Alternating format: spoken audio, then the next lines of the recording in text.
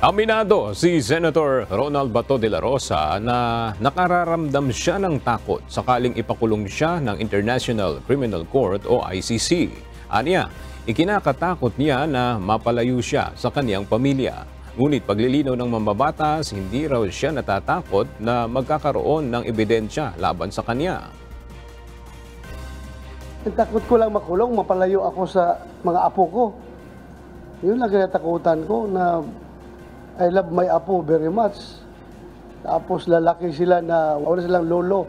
Paano ko dadalhin sa dahig yun just in case makulong ako? Nagpasalamat din ang senador kay Pangulong Ferdinand Marcos Jr. sa paglinaw ng kanyang posisyon na hindi makikipagtulungan ang Pilipinas sa ICC.